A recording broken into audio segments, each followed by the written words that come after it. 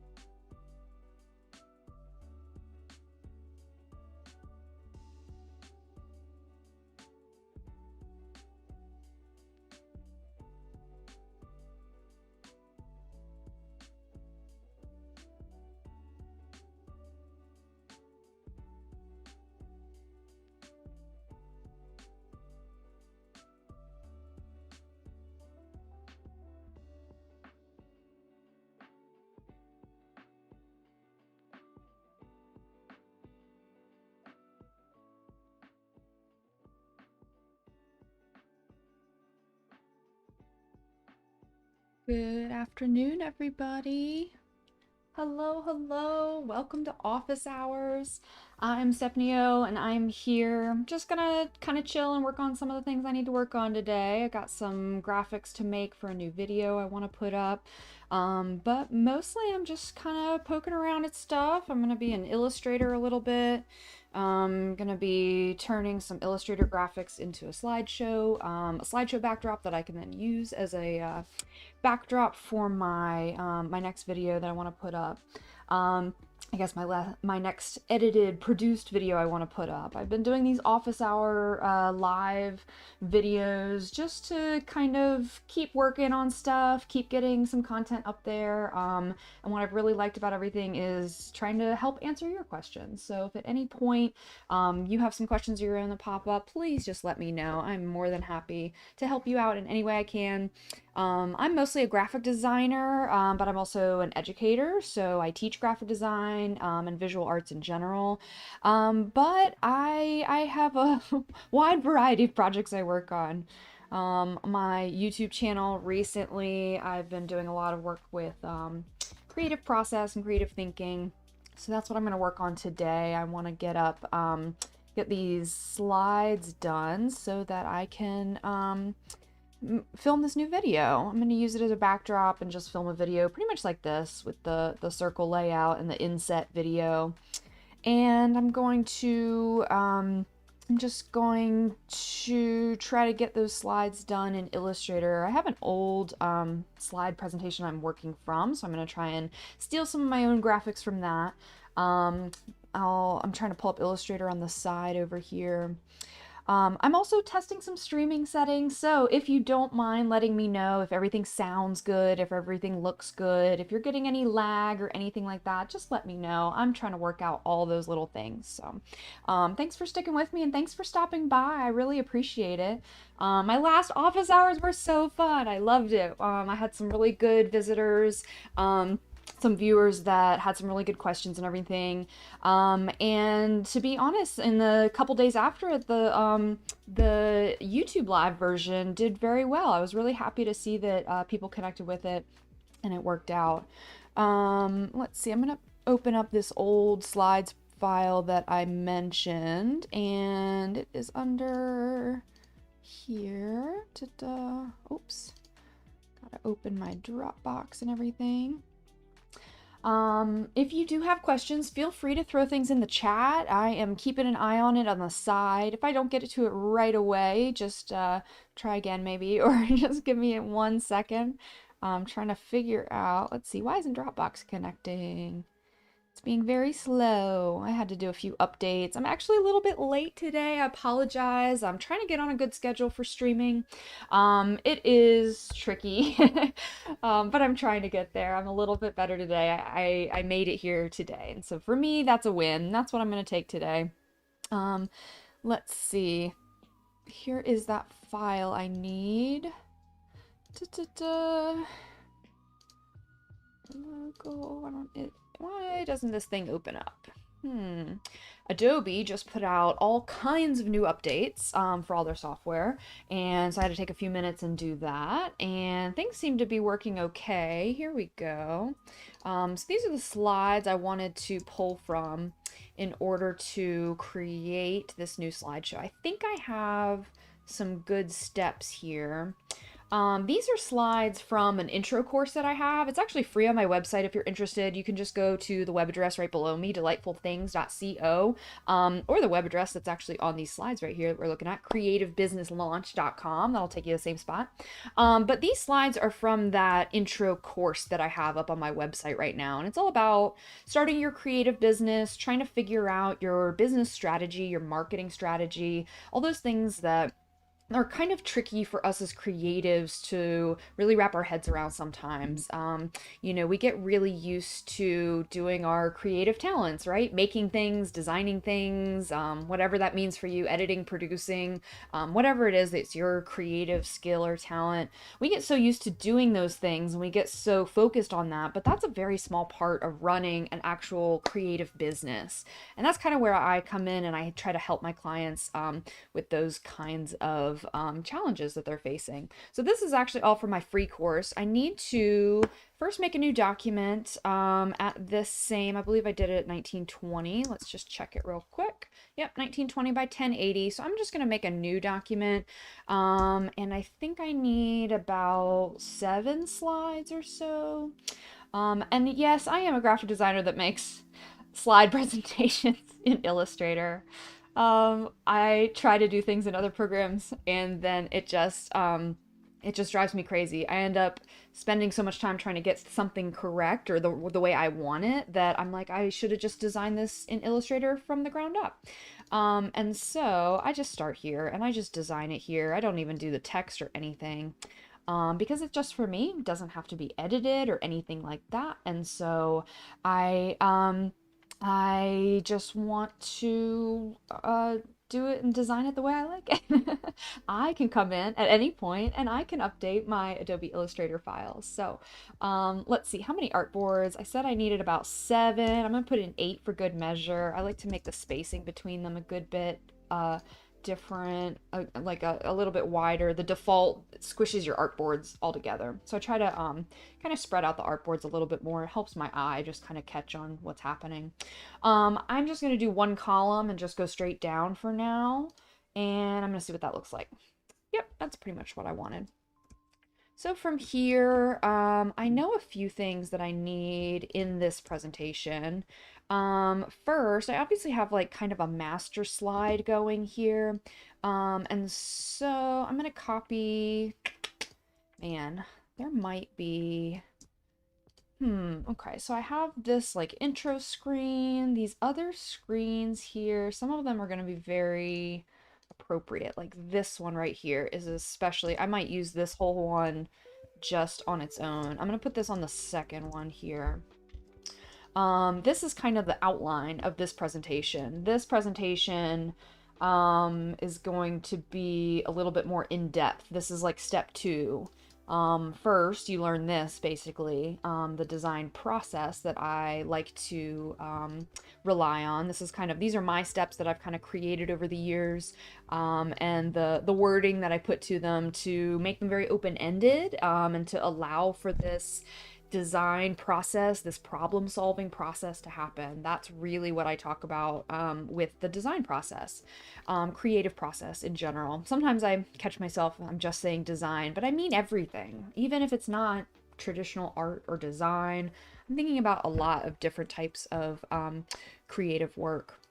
If you're just joining me, thank you so much. I appreciate you stopping by. Let me know if you have any questions or anything as I just work on this. These are just office hours, so this is the kind of stuff that I'd be working on anyway.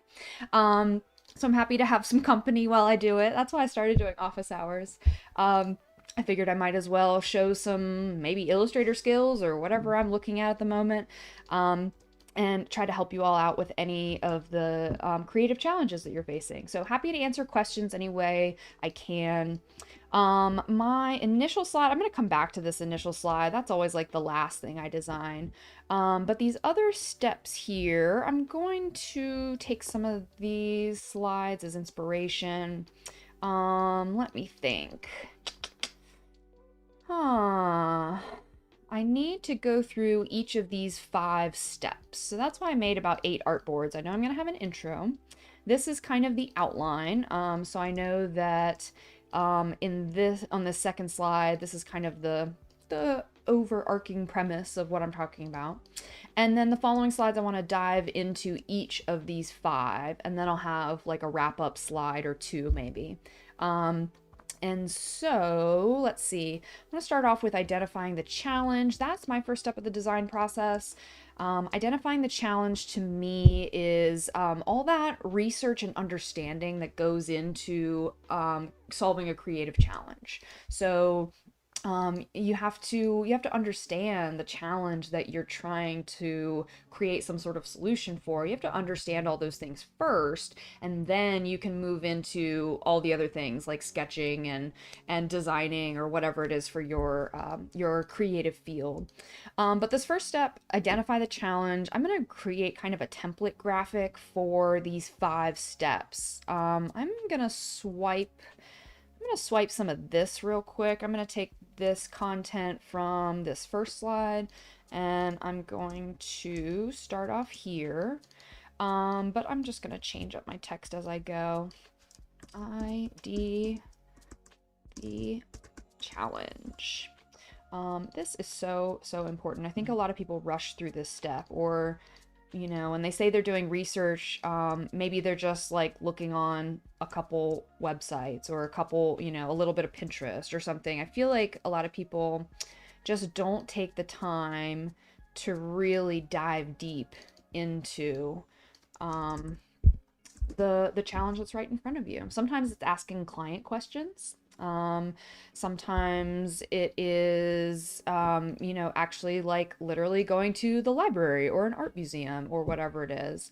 What I want to say here is, what's the context? I might change some of this later. I'm just putting in some placeholder text so that I can get myself organized. I'm gonna repeat these little boxes. Actually, I don't need to do that because this whole slide is about this one thing. So I'm actually going to take those off. I might change this web address to my other web address, the one right below me here, delightfulthings.co. They both go to the same place, but I'm not sure. Let's see. Oh, I'm just going to send you guys a message in the chat real quick.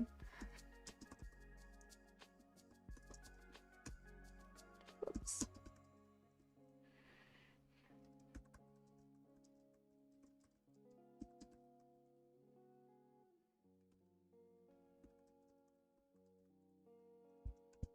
All right. Thank you so much for joining me. I really appreciate you stopping by and checking out my channel. If you haven't already, you can subscribe on YouTube or you can follow me on Twitch. I am streaming to both of those platforms right now.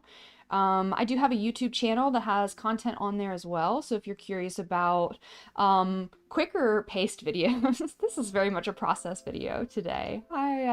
Office hours are kind of like that for me. I'm going to pick at some design stuff and then I'm going to talk a little bit and then I'm going to pick at some design stuff. Talking out loud about all the design stuff actually makes it go a little bit slower for me, but I'll play with it while we chat here. But yeah, my YouTube channel, I have some other creative process videos and some other just general art and design advice or creative business advice. I also have some tech tutorials on there. I try to keep those really quick and easy. If there are any tech tutorials or like Adobe Illustrator or Photoshop or InDesign kinds of tutorials, I'd be happy to help with any of those. That's mostly what I work in. Illustrator, honestly, is number one for me. This is the program that I just use all the time. Basically, every single project is in Illustrator at some point or another. This is my go-to. Photoshop, obviously, I know what I need to do in Photoshop. I'm not a professional photographer or anything, but as a designer, you end up doing a lot of photo editing. You're working with clients who might not necessarily have used a professional photographer, an editor, or you know, you're using your own photography as a graphic designer sometimes. So all those things are good to know. So I do know a good bit of Photoshop. And InDesign is my other very strong program. I do a lot of long form print design and booklets, magazines, that kind of stuff.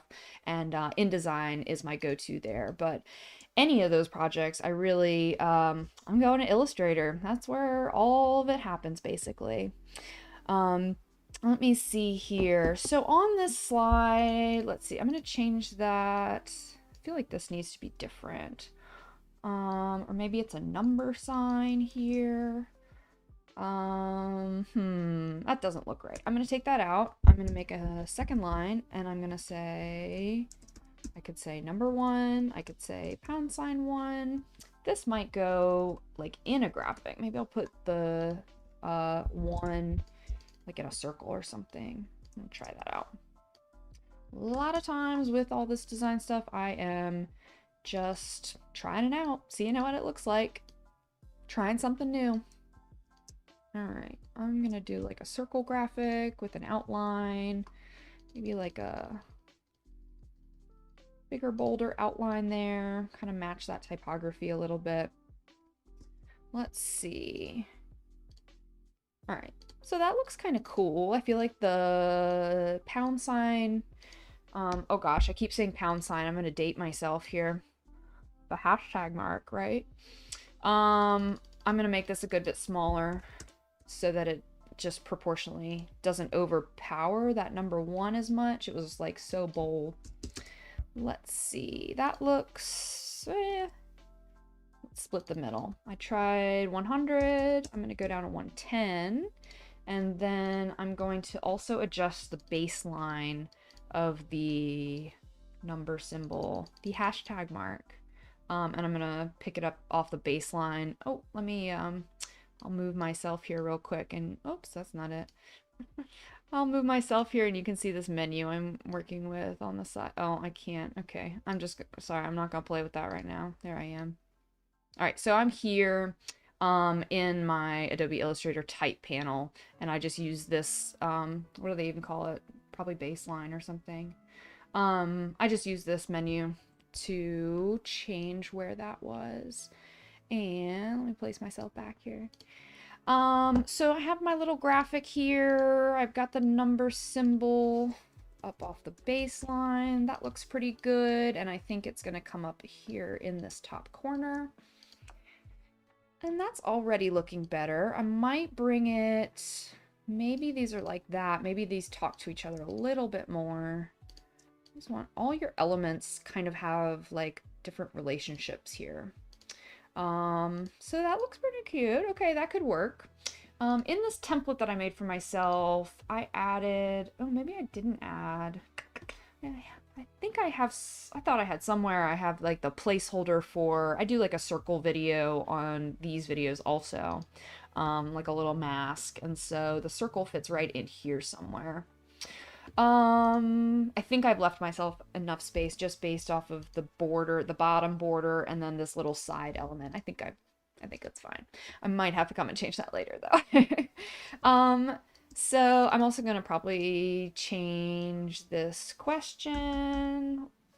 I like to add questions anywhere I can. That's really how I base all of my like teaching and coaching and consulting and everything that I do. Everything is based on questions. I might not know the right answer. You might not know the right answer yet, but I will help you figure that out. We will get there together. That's kind of what we do. So my approach is totally question based. Ask any of my students. They'll be like, oh my God, that lady.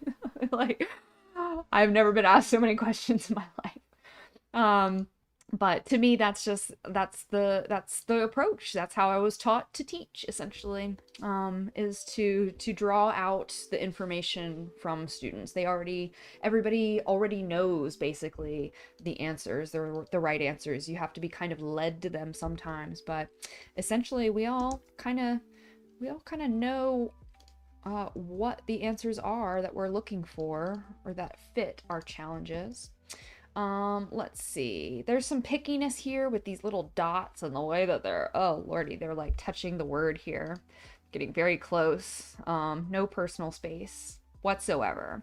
And so I think I'm going to probably come back and I might go into this graphic, and what I typically do is I just like delete one of these dots. Like I would just take that one and delete it or something. And that way the type is just a little bit cleaner and it doesn't have little extra, things that can catch your eye. It almost looks like a period, or it almost looks like a dot of a lowercase I or something. So it actually confuses our little goldfish brains when we're trying to read it. So my goal is always to have everything as legible as possible, as clean and clear as possible. And so I'm going to come back and do some of that like detail work.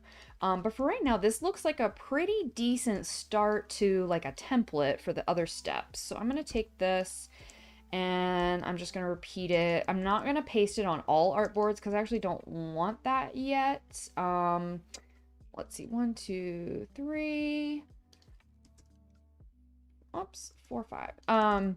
There is under in Illustrator under edit, you can paste on all artboards. So that's definitely an option if you have something like that where you want to paste it in various places.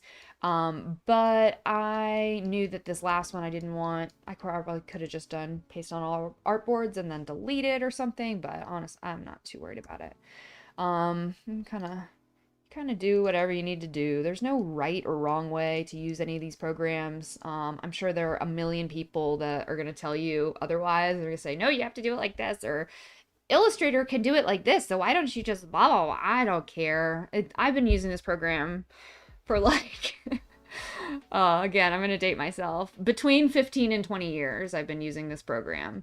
And it just, you get used to certain things and then they update things and whatever. But, everything basically stays the same, but there are little updates here and there and sometimes new ways of doing stuff and that kind of thing. And that's fine. I've learned many of the new ways of doing things, but I also have old habits.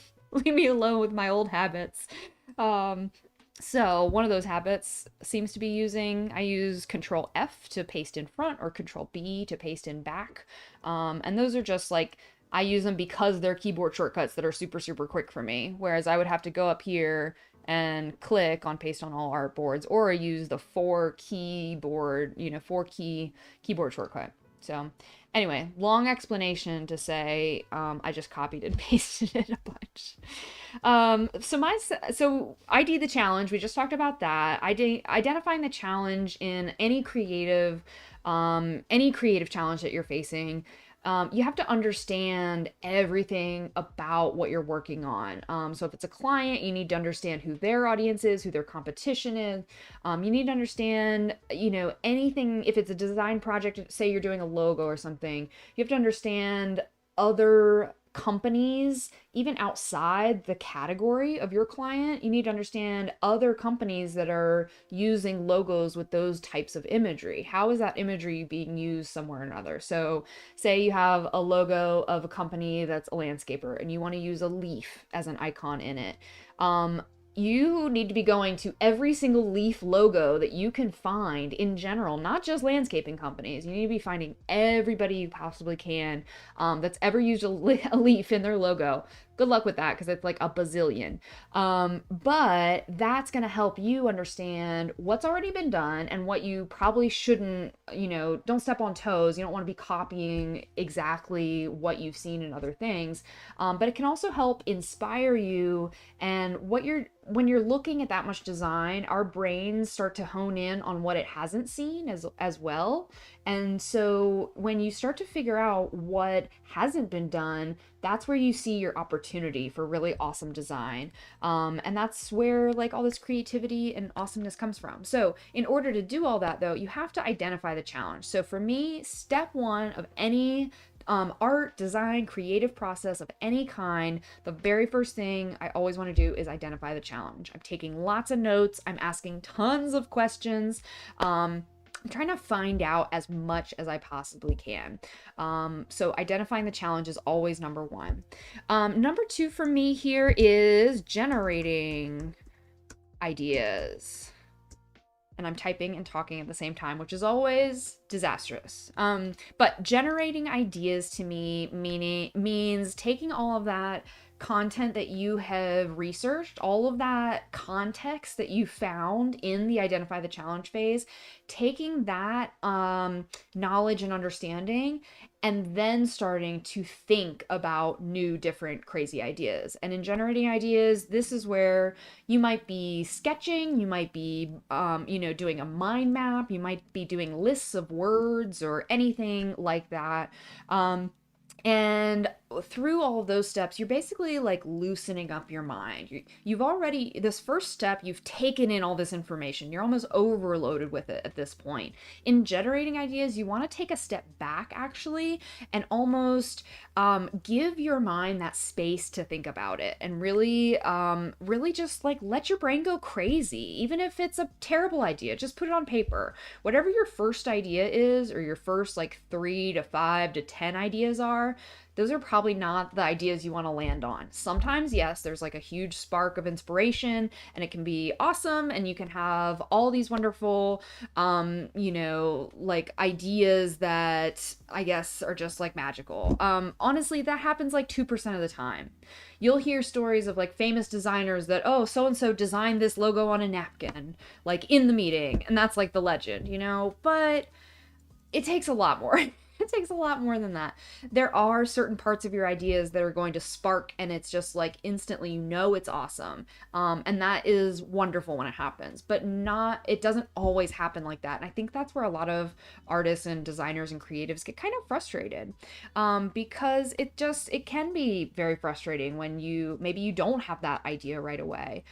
So this phase is really about spending the time to actually spending the time, allowing yourself the space and time to think about what it is that you're trying to solve.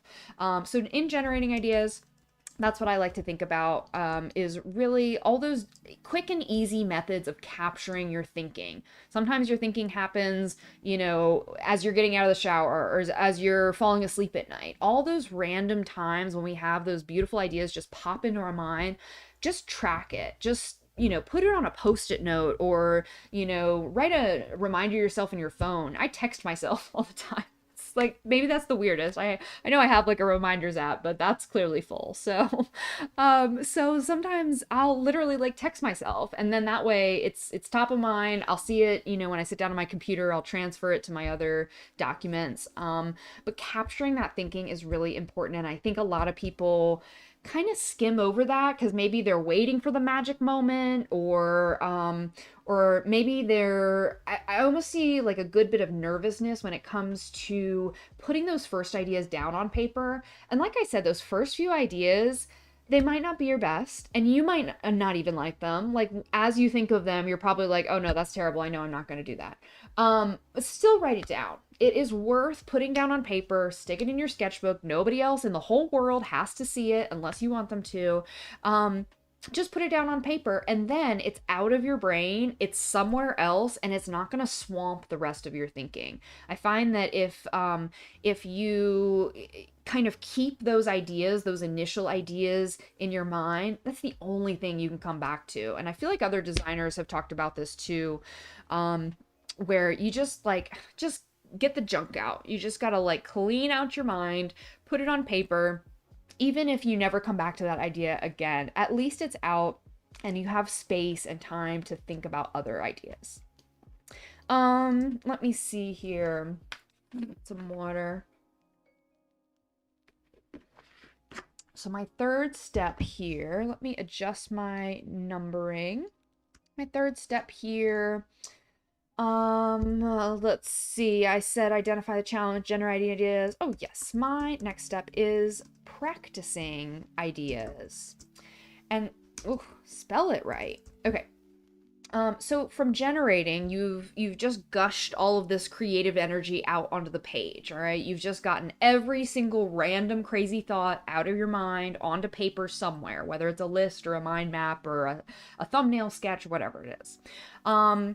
Then you want to practice with these ideas. You want to take those 50 or 100 ideas in front of you, and you want to start piecing them together. You want to take this one from way over in this corner, and you want to take this one from way over in this corner, and you want to stick them together and just kind of see what happens. And sometimes it's crazy and it doesn't work. But you want to take all those different things and see how they relate to each other. Basically, with all of this problem solving that we do with creative art and design projects, what we're doing, we're solving a big puzzle, except the puzzle pieces haven't really been created yet. And so our job is to first think about what all the puzzle pieces might look like, right? That's kind of here back in generating ideas. And then once we kind of have a better idea of where it's going, then we can start piecing things together, and your puzzle's going to start falling into place. And that's where really amazing art and design and other creative ideas come from, is where you first understand the context and identify the challenge. Then you've thought through every possible scenario you could possibly think of. And then in this third step, practicing ideas, you're really giving yourself a chance to play with these best ideas. So out of those 50 or 100 ideas, maybe you scale it back and maybe you look at the best 10 or 15 or 20, whatever it is. And in this phase, then as you start piecing things together, you'll really start to see the directions that are leading to solutions, concrete solutions. And you're going to start seeing aha moments. I think really practicing ideas is really where those aha moments happen. So here in practicing, this is great. I think also practicing ideas, a good way to think about practicing ideas is like this is kind of the fullest section of what we would normally consider like designing or creating. When we think of graphic design work, we think of like this step where a designer sits down at a computer and types out some letters and adds some colors, and it's just so beautiful, right? That's designing. Well, actually, that's just the middle step of designing. That's the practicing ideas phase. So let me give you, I'll just use this as an example. Identifying the challenge here for me on this video, I want to go through all these all these creative process steps. And the reason I want to do that is because my very first YouTube video was about the creative process. And now it's embarrassing because my creative process has taken me so much farther than where I was at that point. And that's fine. That's how it works. That's just what it is as a creative and a designer. And so going back to that first video, what I've noticed in the last few months is actually that video's gotten a little bit of traction, not a ton or anything. I'm a little teeny tiny YouTuber still, but it's gotten a little bit of traction lately with the search terms and the keywords that I put in with it on YouTube. And so now that it's getting that attention, I'm almost like more embarrassed by it because it's just not representative of where I am now. My creative process has taken me past where that video was at that point now. So for this project, my identify the challenge, I had this old video, it's good content, I want to repackage it and update it for new things that I've implemented and learned, and I want to provide that to all of you guys in a really clear and cohesive format. So my challenge here is to create this slide presentation that's branded to my business and that kind of expresses all of the ideas that I want to share with you. So for this project, my generating ideas, I had to go back and look at that outline. I really needed to work through the content that I'm delivering. I had to determine what was missing and kind of where to go from here. So generating ideas actually led me to creating this new slideshow. I realized at some point that I didn't have anything else that would work for it. I really wanted to do a more casual style video like this one because it's just more natural. It's just a little bit more me. It's a little bit less fussy. And so that led me to doing the slide presentation so that I can have a background while I do a video kind of like this where I have the circle and my camera on that. And then practicing ideas, I took all this old content and I'm repackaging it and I'm piecing it together with these new ideas and I'm creating something new. I'm sitting down and actually designing it. But before I got to this step, before I was that designer sitting here at the computer, I had to go through all these other steps where I had to understand the context and then generate new ideas and then practice those ideas, and here we are. So I am very much in this step right now. I am very curious what you guys are working on. Do you have any creative projects running? What kind of art and design do you do? How did you find my channel? That's also what I want to know. I'm very, very curious. I have been meeting some new people on both Twitch and YouTube, and it's just been really, really fun. I love answering your questions, so please, at any point, if you have questions about any of this or any of the things that you're working on, I'm more than happy to help. That's what office hours is all about, not just me rambling the whole entire time, although it's a little bit of that too. You would just be amazed at the inner monologue. That's kind of how I started on office hours. I was sitting here doing a lot of projects like this for myself, and this is my inner consciousness. I felt like I had all these things to share and say and hopefully help you out. That's really why I'm here. I keep spelling this wrong. That's a bad sign. So here in step 4, and I'm going to go ahead and add step 5 as well at the same time, because these really go together, and I'll kind of tell you a little bit why. Launching ideas. what I think about with launching ideas is really presenting your ideas, getting them out there. Whether it's sharing with just a friend or a roommate or a mom and dad or a sister or whoever you have that's close to you, it's as easy as just sharing something with them. It's also as easy as putting something up on social media. Oops, excuse me, that was my mic. Maybe it's as easy as putting something on social media. You could, if you don't feel like sharing with family or friends, or you feel a little nervous, maybe a lot of creatives can feel kind of reserved about sharing their artwork at first. If that frightens you, then make an anonymous social media channel and share it on there. Meet some nice internet strangers that'll help you out, and then maybe it'll relieve a little of that pressure. But the main goal is to just get it out there, to get it in front of somebody else, because we all have different perspectives, and that's so important in any form of creativity, art, design, any other kinds of these ventures. And what I really emphasize here is being open to feedback, because it's just absolutely essential to be open to feedback at this stage, at any stage really, but here we want to get ourselves as ready as we can in practicing ideas. You want to form those things, your ideas and your visuals or whatever it is, whatever art and design you're making. You want to form it to the best you possibly can at that moment.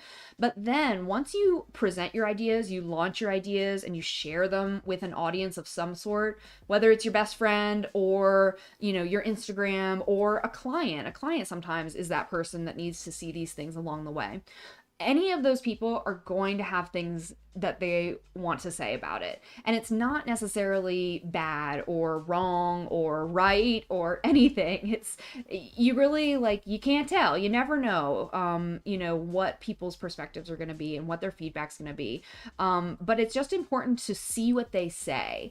Like I mentioned, everybody has a different perspective. And so that person's perspective can bring so much, because you might be missing something. Your perspective might just be right here when theirs is just a little bit more this way. And maybe they see a solution or maybe another issue with your solution that they can help with in some way. So be really, really open to those perspectives.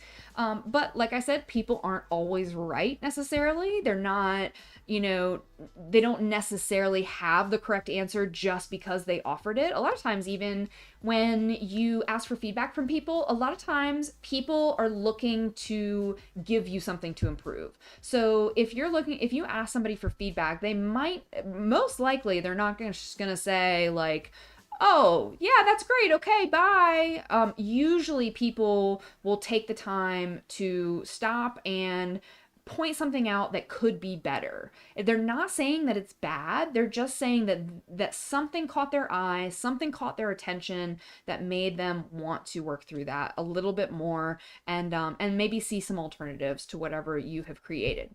Doesn't mean that your creation is necessarily wrong or anything like that either. Maybe the person doesn't know the answer, but it's up to you as the creative person to take in all that feedback and information, process it in your own creative mind, and then let everybody, and then kind of take that and address your art and design, your creative projects, address that based off of what anybody gave you as feedback. I think that's really, really important. And then I snuck this last one in here, my step 5, my last step of the process. I'll say last in quotation marks. Refining ideas. So once you've received feedback from anybody, applying that feedback is really what refining ideas is all about. You have to take it in, and even if it's not the right answer, maybe it helps you understand what the right answer is. So just because somebody says, well, make it blue, and you had it as red, maybe they don't actually know the right answer. Maybe the right answer isn't blue, but maybe it makes you stop and think, maybe purple. Maybe the right answer is purple. And then guess what? You try out purple, you refine your idea, you try purple, and it's beautiful. Right? So that feedback that you get in step 4, just thinking it through, approaching it, and being really open to it. This is another habit I see from a lot of artists and designers and creatives, is that people get really stuck on their own ideas. And a certain amount of that is okay, totally fine.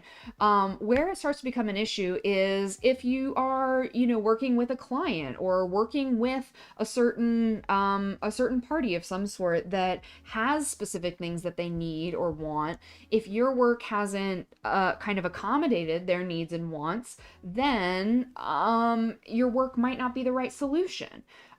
If you're making work for yourself, if you're making art and design, for your own pleasure, and you want to sell maybe illustrations or paintings or ceramics, photography, whatever it is that you think about, you if you have your own business and you want to just sell your products online, then you have a lot less worry about clients. You do get to follow your heart quite a bit.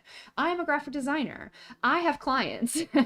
I try to make my clients very happy when it comes to the graphics that I'm giving them, because if they're not happy, then it doesn't work for them. And what have they paid me for, right? There's a lot of accountability there. I need to be responding to anybody's feedback, because then it's actually a working design product for them.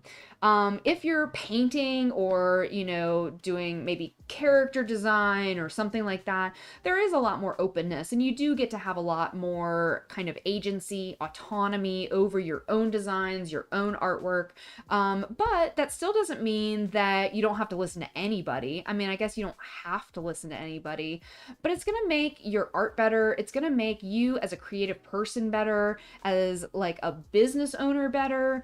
It's going to make everything better if you at least let it soak in, let that feedback soak in, let it marinate a little bit, process it. Maybe it will start to shape your work a little bit. It is just worth having that in general in this process so that you don't get stuck on anything too much. Other people's perspectives are valuable, so I highly recommend that you're open to that feedback and that you actually apply it to your work. All of that to say, I am down here. I've basically done this template. Excuse me. I've basically done this template now. What do I need to do here? I need to drink some coffee. That definitely helped. Let's see. So I'm gonna have a closing slide. I'll get to that a little bit later. Maybe we'll think about these questions a little bit. Identifying the challenge. The one I had up here before was what is the context? I might stick with that. I am not entirely sure. Okay. Questions. And if you have any questions, please let me know in the chat. I'm more than happy to help you with anything I possibly can. But I have a question for you guys watching. If I have any sort of audio issues, latency issues, anything like that, any lag, let me know. I'm trying to work out my streaming setting, my setup here, and it's gotten a lot better.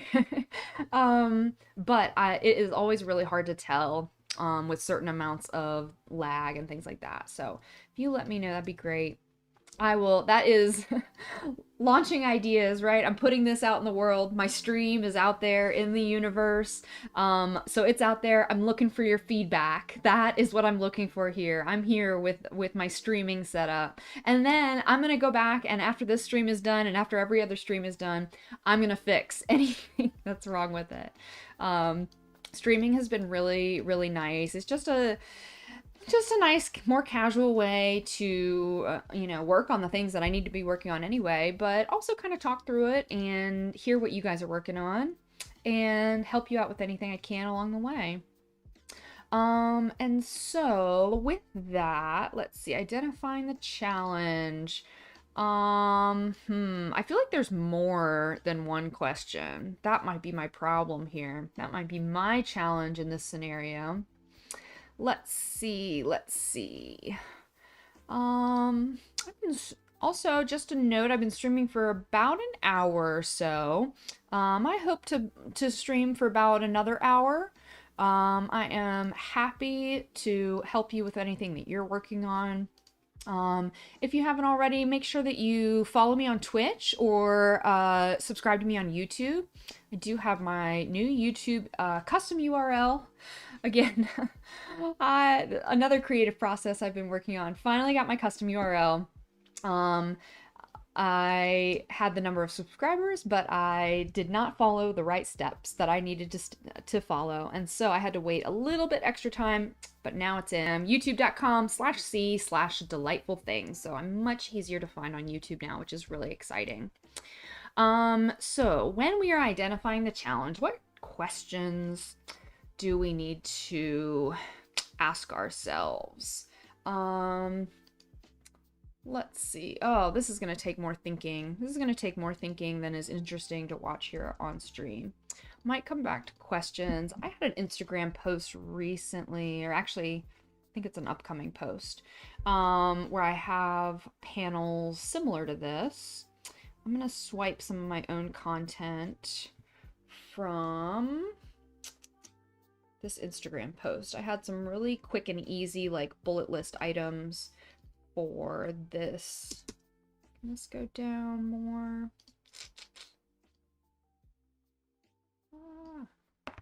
Nope, that's not what I want. Okay, I'm gonna use my direct selection and select those, and I'm gonna go down like that.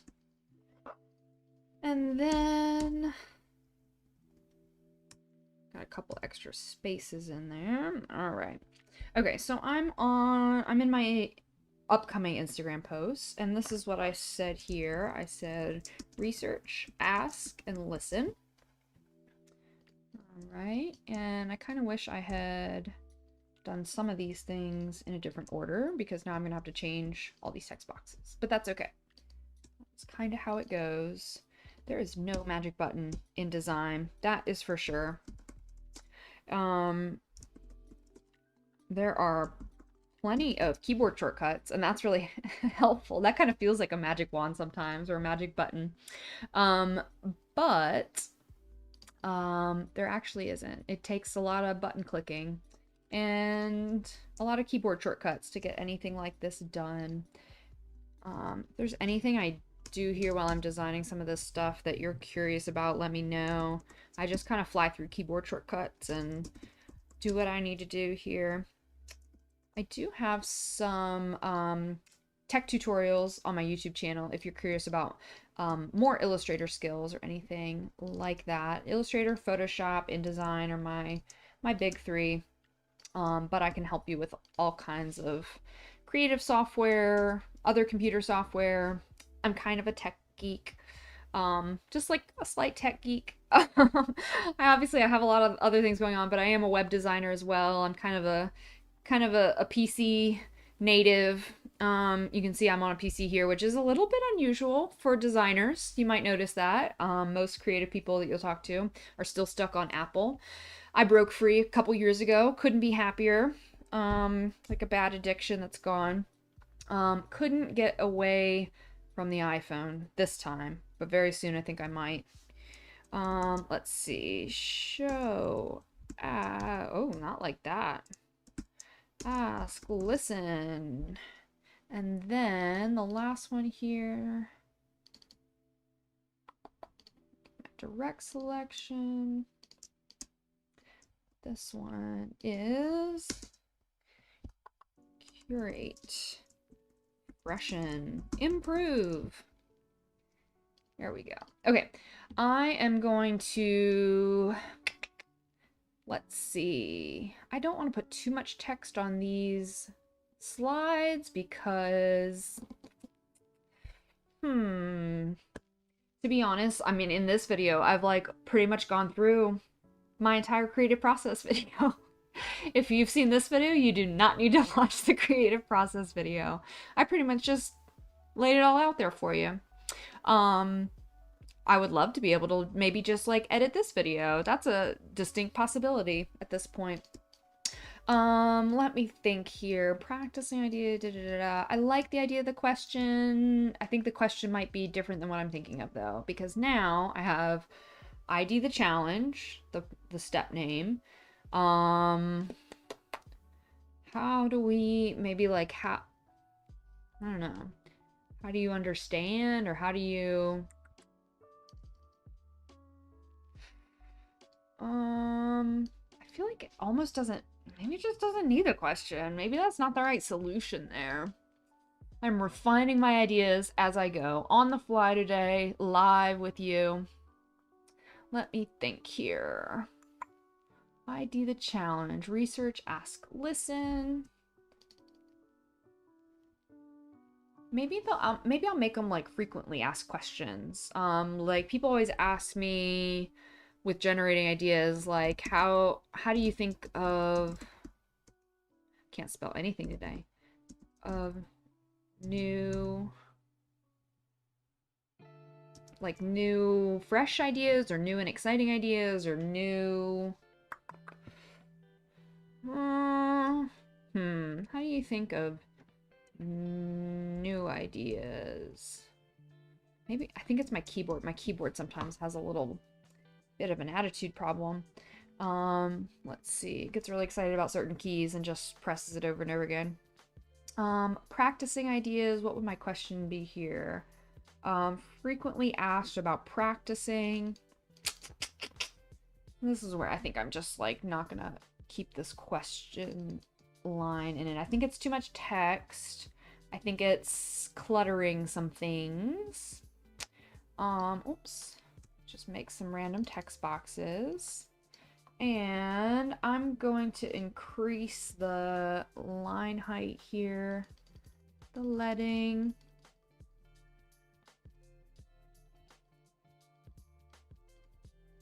Okay. So that's looking decent.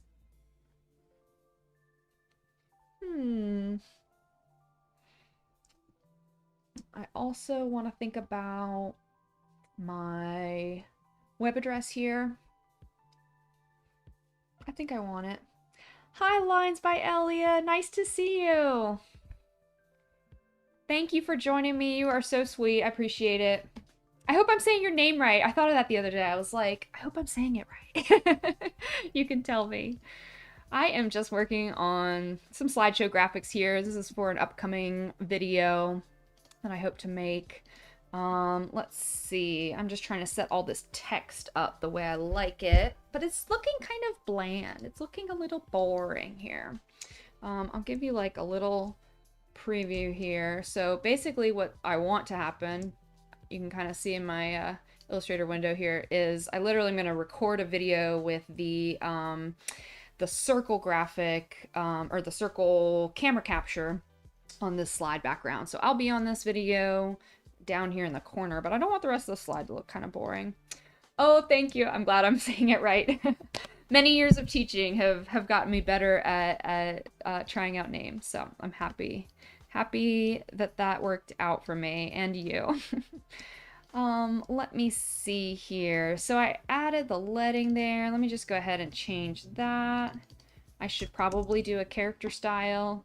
Yeah, let me just go ahead and do a character style. I feel like I always say like, oh, after like changing 2 sets of type or something, I'm like, oh, I should do like a character style. And then I'll just like keep going and like not even, you know, not even think about it again. I'll say list. And then at the end, I'm like, why didn't I do a character style? These are underutilized, I think, with young designers. Your character styles, your paragraph styles are super, super helpful. It is a little tricky at first when you are kind of trying to figure out the software. You don't really understand like which one is which with the character and paragraph styles. Once you get into it a little bit and you have some projects where it is useful, that's where you're going to start seeing the benefits of your styles. So that's a quick thing. Let's see. What do I want to do? Yes, I agree. Lines by Elliot said getting distracted is so easy. I have to write stuff down. Yeah, me too. I finally switched a little bit away from paper. I really like making paper lists. I take just a regular sheet of paper and I fold it in half, like so it's a long skinny sheet, and then I have like 4 lists. That's my like favorite way of taking notes and making lists. I've tried to get around away from that, because I sit here with like stacks of paper everywhere and then I have to figure out where certain things are. So I'm trying to migrate to the Notes app on my iPad with the Apple Pencil. And that's been really nice. I definitely like having the notes, and the pencil is a very natural way for me to take notes. But Apple changed their Notes app about right after I started using it. So the pen actually works a little bit different. At first, it was so nice. It was almost like it was creating vector shapes. So I could, with the eraser, I could just tap a certain line and the whole line would disappear. Now the eraser works like in Photoshop where it's like a brush and you have to like brush things away. I was like, I just started using this. It worked so well. And then you have to break it and make it not work so well. That's like classic Apple to me. Yes, making a bunch of lists and then consolidating into fewer lists. It's the story of my life, for sure. For sure. I wish I had a better answer for that. I wish I had some sort of magic solution. Um, but you're doing the right thing by making lists in the first place. I think that was my problem for a while. I wasn't capturing things. Now I'm almost like overly organized because I realized like how like frazzled scatterbrained I can be sometimes. And so now I'm almost like overly organized and like overly into my to-do lists and all that kind of stuff. I started using recently a new online to-do list app. You may have heard of it. It's called Asana. It's really, really popular. There's a free plan, Asana, Asana, and it's been really, really good. It's just a very intuitive interface. You can see your calendar view or your list view. I separate things by clients, and you know, for teaching, I have everything separated in my classes and everything like that. So it's really nice and flexible. Yeah. So you said you've heard of it, dabbled a little bit. It took me a little bit to get into it, but once I started using it regularly, I found a little bit, more use for it. You can actually also share with people, so that's what I use it. That's what's really helpful for me. If I work with any contractors or anything like that, I can. Or like I have a project manager that helps me. She can get into my Asana. She can add to-do list items for me. No, that's not completely possible for everybody, but as soon as it's possible, I highly recommend a project manager or virtual assistant. She's a virtual assistant, and she's absolutely spectacular at what she does. And that way it helps me manage everything, and I get to focus more on creativity and making things like this and talking to you guys, which is really what I want to be doing. Let's see. So I feel like I practically already gave this presentation in this stream today. Maybe it'll be useful for me to go back and use it as an outline for myself, or if I actually shoot like a more edited version. But basically this video is hoping to replace another video on my channel. Oh yes, Lines by Elliot said I kind of have a problem with trying too many productivity apps. Yup. I feel you. You are not alone, my friend. Oh gosh, over the new year, I got charged from Apple in the App Store, and it was like $20 or something. And I was like, where did this come from? I know I'm not giving Apple that much money. And I looked back, and it was an old subscription that had renewed, and it's like a habit tracking app that I gave up on after like a month or so. So I paid for the subscription last year with such good intentions, like I'm gonna do all this. And then of course 2020 was what it was, and doesn't matter how many notification productivity apps you have, it just, that's what we live through. And so now is not much better. And yeah, so I was shocked when I saw that. I was so mad. I was mad at myself. It was obviously my fault. Let's see. So this actually isn't terrible. I forget how large. So I use Loom a lot of times when I'm recording videos on my computer, just easy, simple screen records. And I think they have, whoops. I want to say the circle for the video is about that big. That's about right. Is this presentation for client or YouTube video? It is for a YouTube video.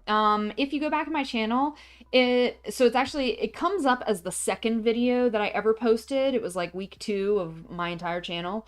I did post something else first, but in real world, it was the first video that I ever actually like scripted, filmed, and then edited. And so there's a lot there's a lot happening there. Obviously its own creative process. I didn't know what I was doing at the time. I didn't even have the lens on the camera that I liked. I was using like the kit lens that came with my very nice camera, that's capable of a lot more. So the look of it's not quite right.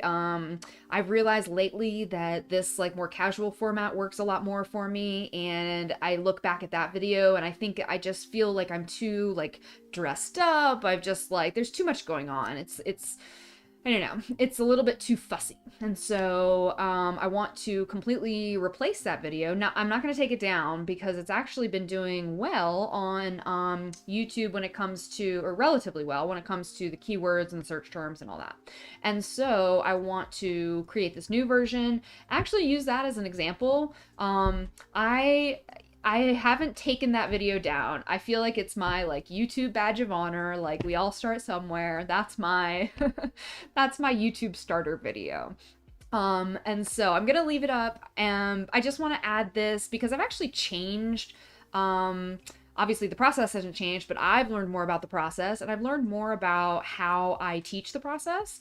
And this is actually, back to your question about whether it's client or YouTube, it is that YouTube video that I want to do, but these are the exact steps that I use for all of my projects for clients and for all of my teaching.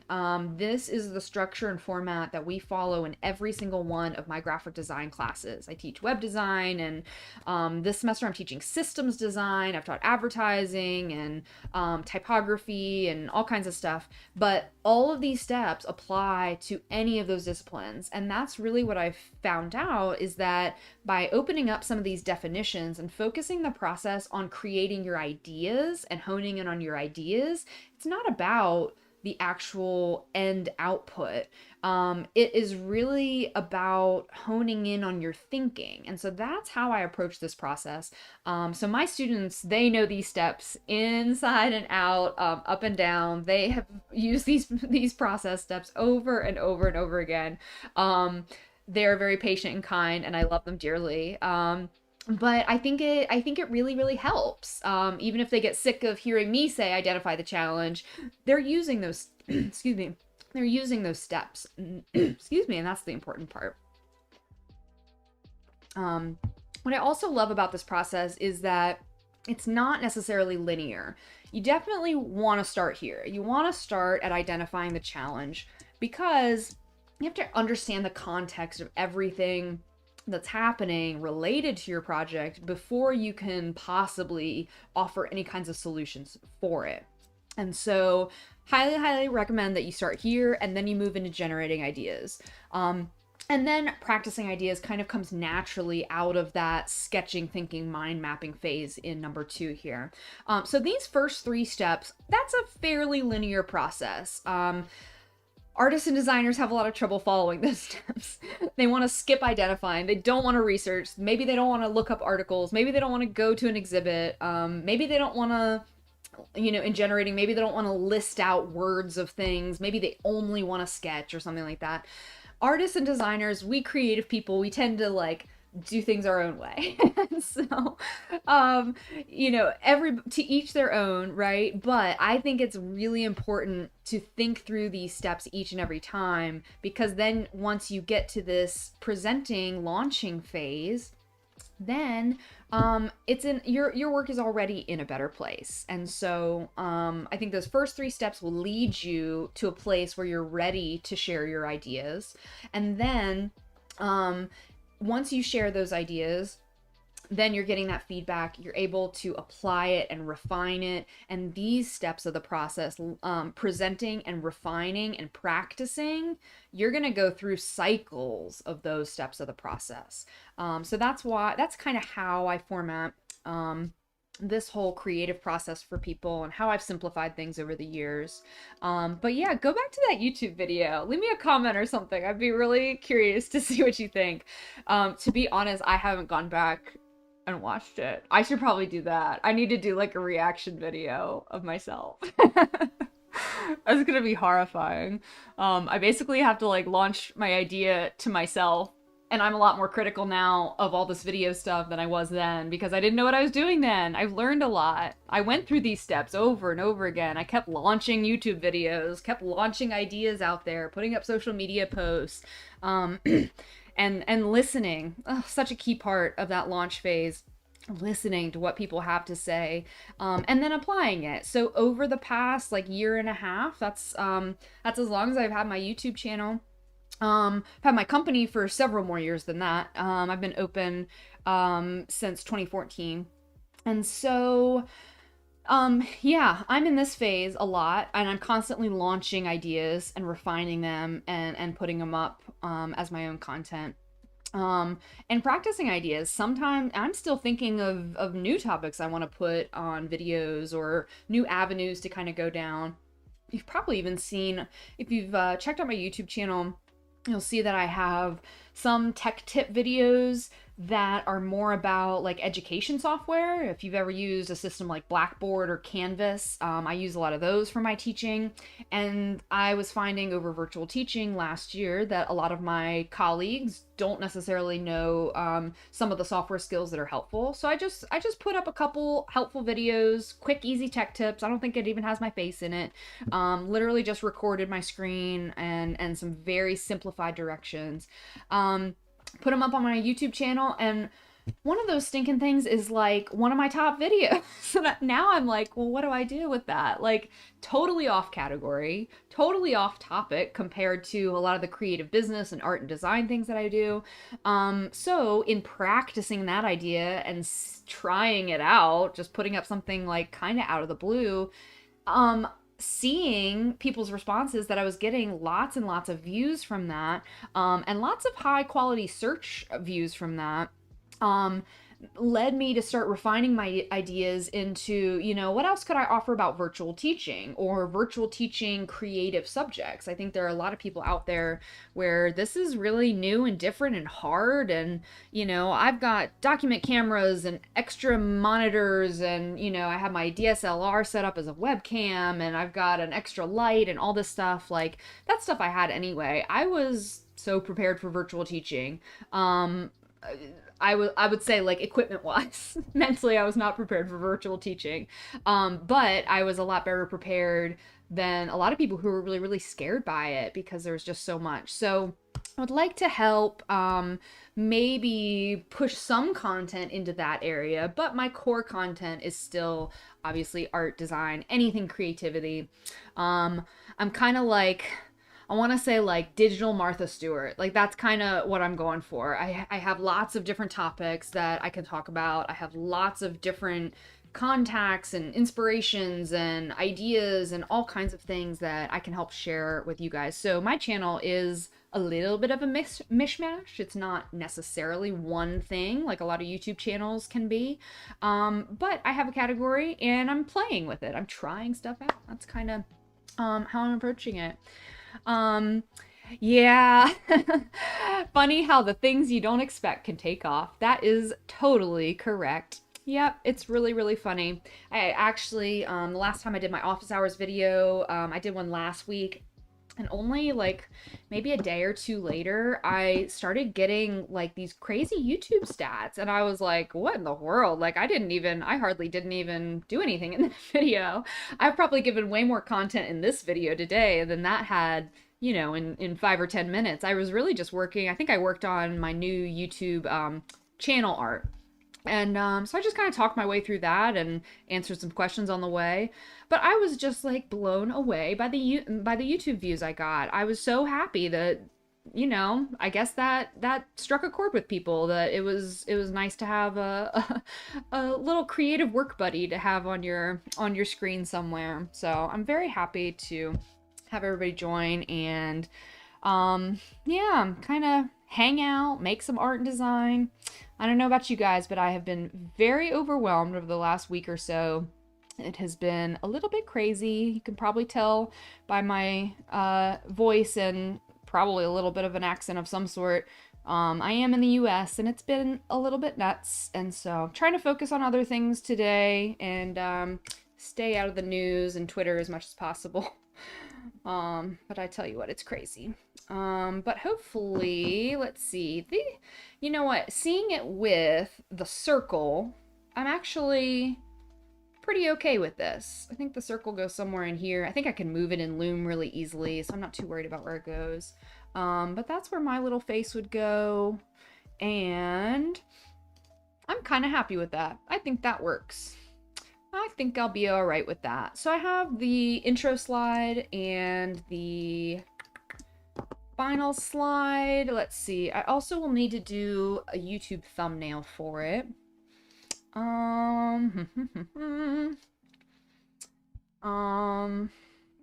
Got me thinking about watching this video. I might just go ahead and do my reaction. Let me see here. I'm gonna pull it up on the side, see what we can do.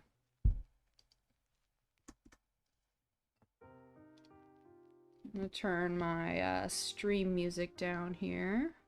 Can you hear the stream music? That's a good question. I'm trying to play with having a little bit of background noise, but I don't want it overwhelming. If anything's out of balance, let me know. I have a hard time with audio. Not my specialty.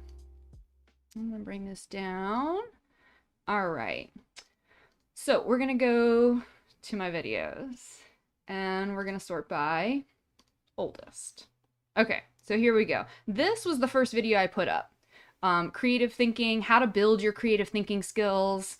That's another one that I would like to maybe revisit. But you can see here, look at that's the first video, 177. Okay, kind of small numbers. This one has almost 1,000 views. I don't know why. It's like probably barely tagged. I think I even I took out the tags at one point because I was like so weirded out by having this video I didn't like up. But you can see since then, I don't have a million videos. I have not been a diligent YouTuber with videos every week and stuff. Office hours is a lot easier for me to keep on a weekly schedule, but these produced, edited videos are a little bit trickier for me to stay on schedule because I actually have a full-time job, like a job that I really like. So I don't, I have certain priorities I have to take care of. Okay, we're gonna watch this. Let me pause. I have my Spotify in the background here. I'm gonna pause that so I can focus. All right. Oh my God, I'm so nervous. This is gonna be awful. All right. Creative process in 3 easy steps. Is your creative process ever stressful or chaotic, kind of full of ups and downs? I want to help break down the 3 main stages of the art and design process so that you can reach your creative goals. All right. I look a little worried in the intro. I can tell my eyebrows. Hello, welcome to Delightful Learning. I am Stephanie O, and I'm an artist. I'm not as overly made up as I thought. I really felt like I was wearing too much makeup. The earrings are a lot. I don't dress like that every day. 3 basic steps of the art and design process. First up is generating ideas. It's not that bad. In order to generate ideas, you first have to learn everything you can about your subject. So that's a really good example of something that has come to me later, right? I said in this video that step number 1, generate ideas. Just jump in and generate all the ideas that you want. But then the first thing I say is before you generate ideas, go and do this other step. So generating ideas wasn't the first step at all. But I didn't realize that until later, until I had to explain that actual first step a million times probably. And then I realized, well, that's step 1, is identify the challenge, is learning everything you can about your subject. Anything you possibly can. Ask a million questions, ask your client a million questions, ask yourself a million questions, ask Google, ask Pinterest, look for anything you possibly can, even barely related to your subject. Okay. This means become an expert. Read everything you can online, interview your client with great questions, whatever it is, become an expert so that you know what currently exists and what direction would be an interesting, creative, new direction to move forward in. Okay, so that was kind of good. I think that was smart.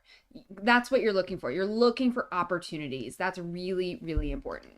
Then generating ideas means brainstorming. So It long might ago. include writing lists, it might include sketching, whatever it is, our brains love to take in all that new information we've learned and then remix it. And this is really a key to the creative process. Which brings me to the next stage of the creative process, practicing your ideas.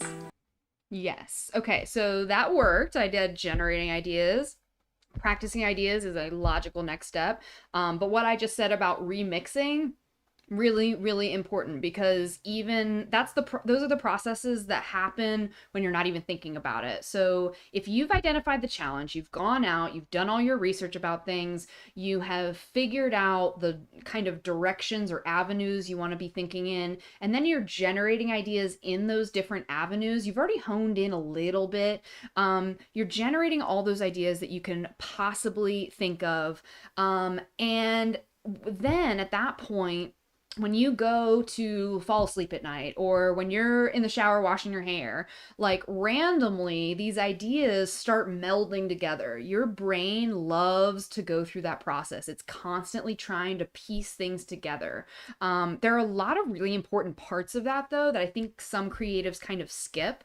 If you don't let that process happen somewhat naturally, then a couple things will happen. You'll get really, really stressed out. Really like bad, cringy ideas start coming out. But in general, you just kind of like feel miserable about it.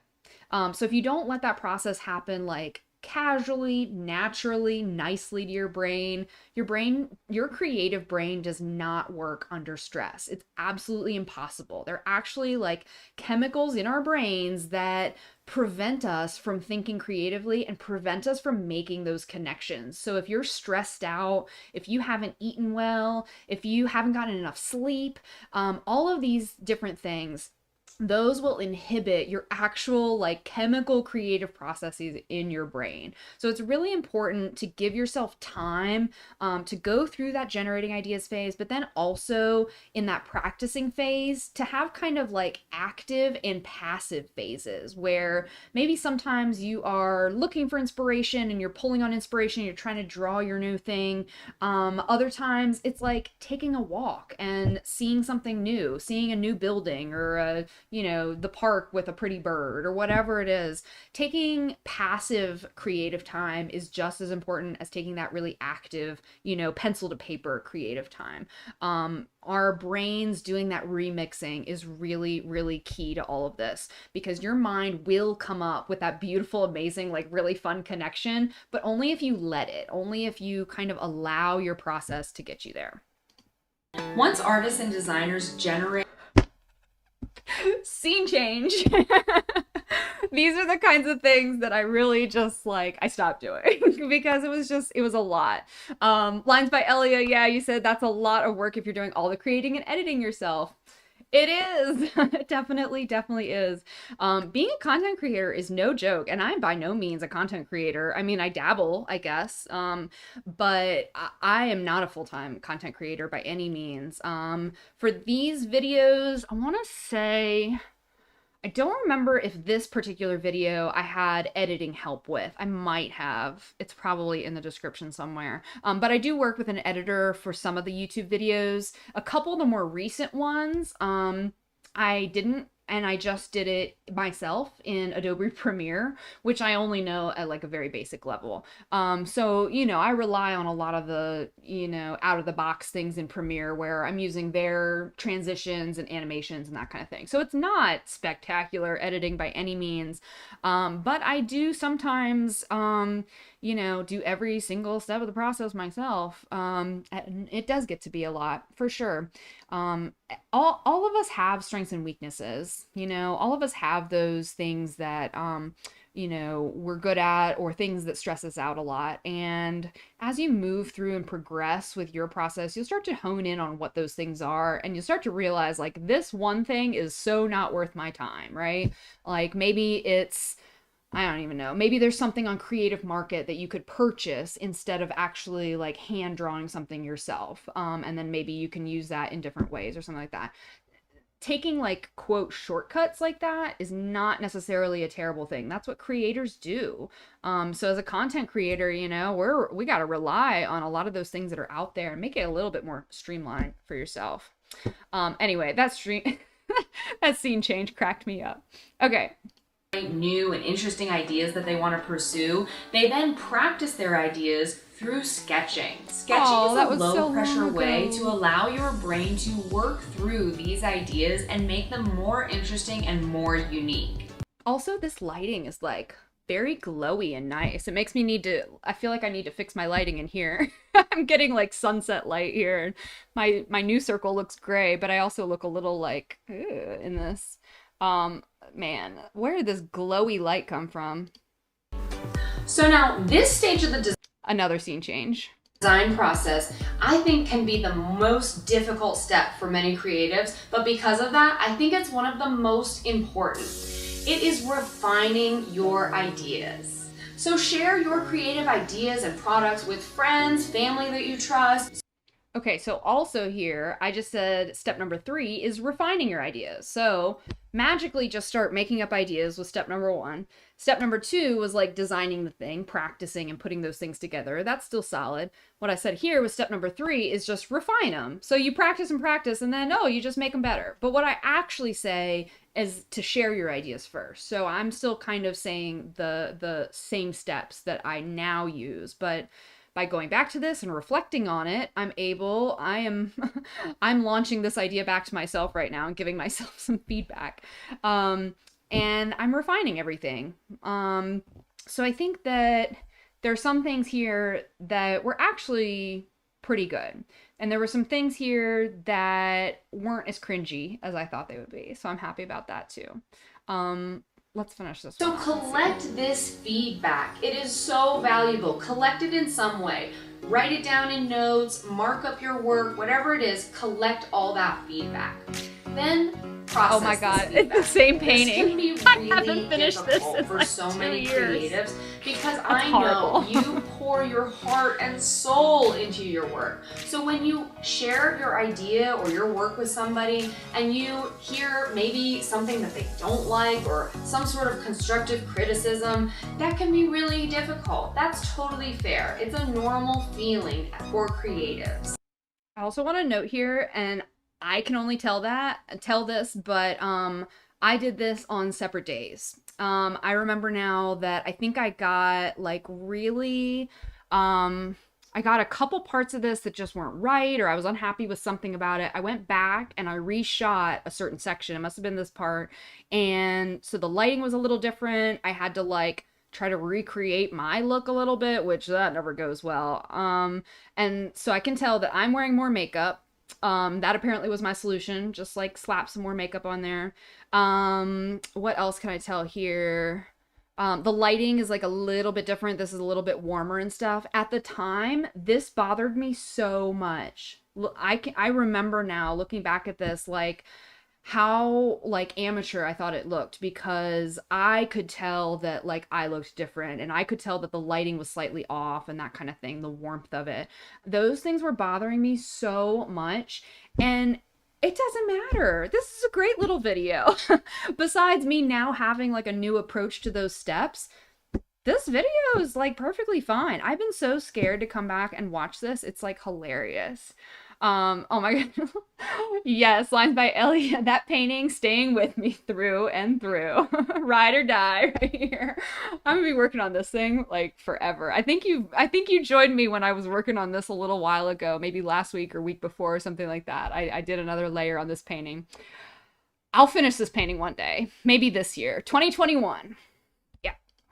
So then after you have shared your work, collected feedback, and you've processed this feedback, it is time to make revisions to your creative work. So real quick, all this B-roll is awesome. I have not been doing that. That I was spending a lot of time on. It's nice. I like it. You know, it's nice to see like my work and my equipment and my look and style. built into the B-roll. But what I started doing after a couple of these videos was I started using just stock, like free stock video from Pexels and other sources like that. And so I cut back on a lot of my production time, again, refining my idea. I love the look of this. I love, the approach. I love that it's branded. I love that it's my artwork sitting there and not somebody else's. But it wasn't worthwhile in my creative process. It was taking too much time. It was like having to edit all this stuff back in. And so it was just too much. So I actually ended up moving away from that a good bit. And from this graphic, I can tell that this was a video that I had I had some editing help with. So I think that, overall, it's getting there. It's getting there. Chance to really take your work to the next level. Think of it as an opportunity. Your creative brain is a muscle, and the more that you work this muscle, the stronger it will be. So whenever you revise your work, you are strengthening this muscle. 100% true. I use this analogy all the time. My creative director, when I was working at a design firm for about 5 years, it was like my first design job out of college, and my design director there said that to me. He said, design is a muscle. The more you use it, the better it gets, the stronger you are, the faster ideas will come to you, and you'll push past those like initial ideas a lot quicker. It gets more comfortable. You just like, it's a muscle, and it gets stronger and stronger, and your work will get better and better and better, just like I said. Work will get better and better and better, and you will reach your creative potential and your creative goals. So those 3 basic stages of the process: generating ideas, practicing ideas, and revising ideas, those will help you de-stress during the process, which, if you saw my last video, you'll know that that'll help your creative brain generate better, more creative ideas and products. So I hope that with all these tips, you have learned something that will help you reach your creative goals and potential. I am here to help you answer questions, learn more about art, design, creativity. Let me know what you want to learn. I'm here to help you build your creative world. Let me know what you want in the comments. I am Stephanie O. It has been nice to see you. This is Delightful Learning. All right, I did it. And it wasn't as bad as I thought it would be. That was much nicer than I thought it would be. Thank you for watching that with me. I got some moral support. Yeah, there was a lot there that I feel like I did really well. The lighting, I can tell I was worried that I didn't have my new lens, but I think I did. I can tell kind of from the look of it that I had this lens on my Canon.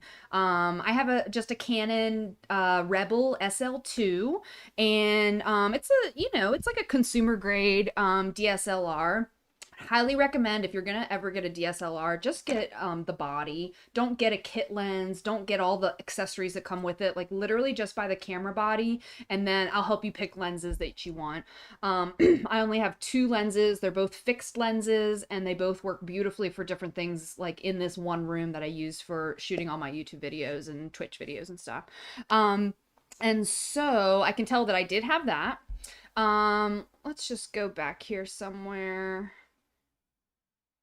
Oh yeah. All these tips, you have learned something that will help you reach your creative goals and potential. I am here to help you answer questions, learn more about art. Okay, so I like, my lens is giving me that depth of field that I really like, having the background kind of blurred out. And you can see I even use that now just for my streaming so that the background is blurred out. Same background, haven't changed it. What else? I think that the things that I was worried about were a lot less important than I've been thinking for like the last probably year. Let's see, I put this up, oh my gosh, in September of 2019. Wow. How young and innocent we all were then.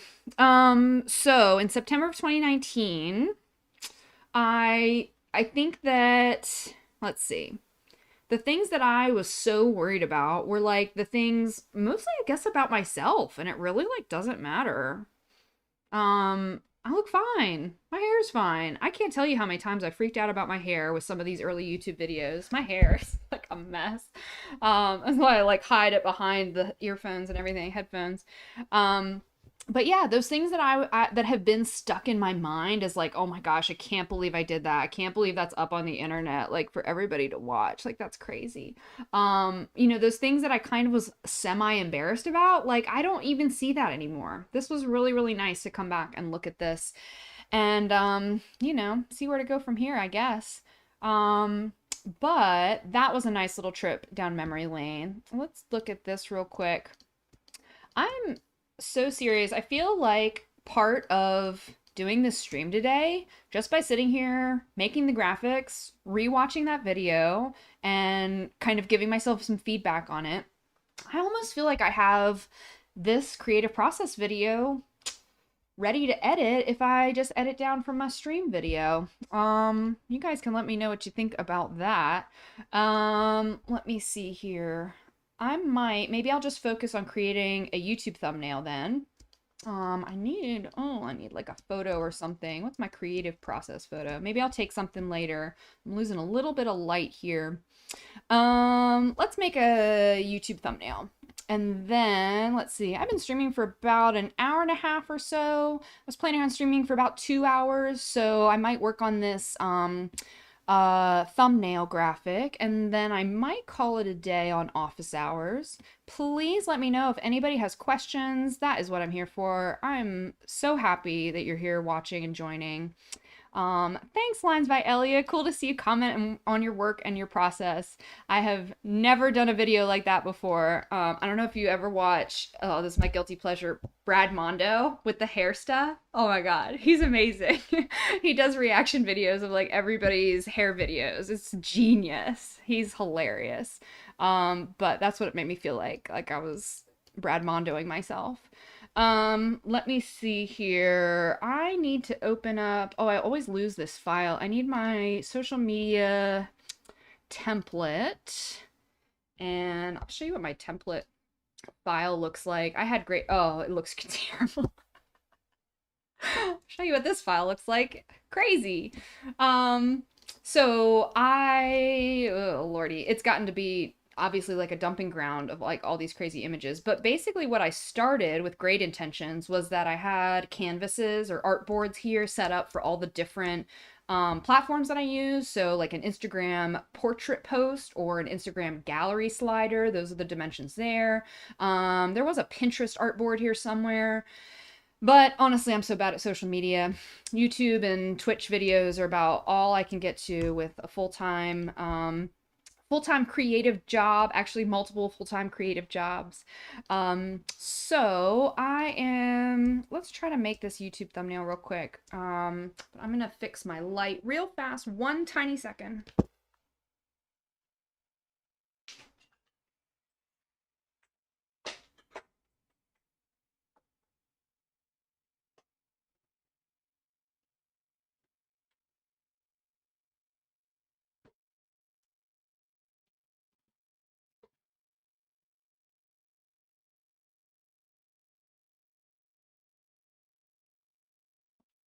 Okay, this is an experiment. Oh, I did it. Okay, good. Getting some very golden sunset light here. Let's see. Alrighty. Oh, I'm wearing the same necklace as in this photo. I'm pretty much always wearing this necklace. This video, what should we call it? It's like the new creative process or, oh, I know what I need to do. I need to look at my stats on the first video. Let me go into Chrome. I have an extension built into, or an extension added to my Chrome where I have extra stats called TubeBuddy. If you are at all interested in doing YouTube videos, I would highly recommend investing in TubeBuddy. Oops. Let's sign in. I would think Google would know who I am by now. All right. All right. I'm gonna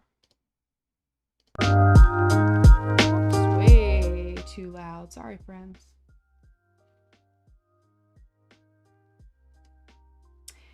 If the background music is at this level, are you able to hear me well? Is the balance between my audio and voice, my like the music and voice audio, are they balanced out okay? That is like one of the hardest things to tell on my stream, for me anyway. Getting better. All a process. The secret to the process is that you just keep doing the process. That's the secret. You just keep doing it. No matter how much it hurts sometimes, and sometimes it hurts. There was like a couple months after that video went up that I was like, what have I done? Why have I embarrassed myself like this? I'm just like, it's like a lot. And I just look back and it's fine. It's totally fine. But it stressed me out for a long time. It was very stressful. Let me see here. Bring up my studio. But if you just keep doing the process, if you just keep putting one foot in front of the other, you will be moving in the right direction. I've said this before to students. You might not know what that direction is yet, but you're on the right path. You're moving forward and you're moving towards the right direction. And that's all that you can do. As artists and designers and creatives, we don't know what the answer is. We don't know where our creative ideas are going to take us. We just really, really don't. It's a mystery. We're inventing everything around us all the time. We're just inventing this stuff. And so, you have to just keep trying it. You just have to keep drawing, keep sketching, keep thinking, keep brainstorming, writing lists, researching things. As long as you're doing those steps of the process, you're moving forward, and that's the most important thing. I think it gets really easy as a creative to get frustrated, but that's a very normal part of the process. It's okay to feel like that. Let yourself feel like that for a little while. Try to pull yourself out of it when you can. Maybe do something completely else. Do something completely unrelated. If you're hitting a brick wall when it comes to whatever you're working on, just walk away. Do something else. Okay, awesome. Thanks for the help, Lines by Elia. Working out my audio mix here and trying to check those levels. So perfect. I'm glad you can hear that in the background. The music that you have today is brought to you by Stream Beats by Harris Heller. This is not sponsored in any way, but I'm just very thankful that he's provided us with music to have, because I had a couple streams where I didn't have anything in the background. It just gets a little boring. So I need to go to, they just changed this. Oh, talk about the creative process. On the YouTube dashboard here, let me just move it to the side a little bit. They used to say your videos. Right here, it would say videos, and now it says content. And the first time I came into this dashboard and I saw that, I totally was looking for videos and totally didn't see content. And I was like, what'd they do? The video button. But they changed it. They completely changed everything. Okay, so we're gonna go to this video and look at our TubeBuddy stats. More tags, it's telling me I need. That is, yeah, I did untag it. Wow, that's how mad at myself I got. How sad is that? I didn't need to untag this video. Look, I'm just gonna add the tags back in that were probably there in the first place. Oh my gosh. I was ranking for those tags too, and I took them all off. We're our own worst enemies sometimes. We just like that sometimes. Let's see. Okay, so I do have a short description. I could definitely use some more descriptors here. I'm gonna save those tags. Let's see. The best one, I'm gonna sort by keyword score. Graphic design is my passion. How to overcome creative block. Yep. Design process, graphic design. Yep. Lots of this is good. Got that one. All right, I have 300 characters out of 500 for my tags. Oh, that makes me so sad. I know it's so common. Artist block depression is like a really high ranking tag. That's what people are searching for on YouTube when it comes to art and design. It's hard. It is so hard. And we get stuck in our own little heads. And gosh, I was so mean to myself about that video. Like, why? I probably like woke up in the middle of the night on multiple nights thinking like, oh my God, why did I do this? It's like, who cares? It looks fine. I need to be a lot nicer to myself. Everybody else can do the same. It is really tricky.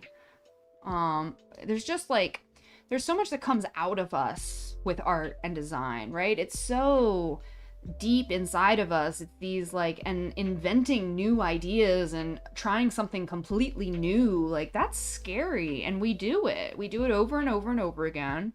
And there are going to be hits and misses. But you know, we got to be kinder to ourselves when we're going through those steps of the process. I think it's really important to like, I don't know, give yourself some kindness and leeway in order to go through that process. I think that's important. Okay, there's some good stuff here. Oh, how to make slime. I think I'm gonna do a slime video just because I feel like it. Little known fact, I taught elementary art for a few years, and that was really fun, but also insane. I would literally run like, or walk, you know, miles in my own classroom during one day. But I made a lot of slime with a lot of little kids, and it was really fun. I think I might just have like a chill stream sometime where I just maybe do some slime, or also make like these little geometric paper things and paper crafts and that kind of stuff. I think I'm gonna do some chill streams with just some crafting. Let me see here. I've got some good tags there. Oh, my puppy's coming to say hi. I need a puppy cam up. You guys would like that, I think. Let's see here. She's mad. She can't get on her seat. There you go. You want up? Go on. Go like that.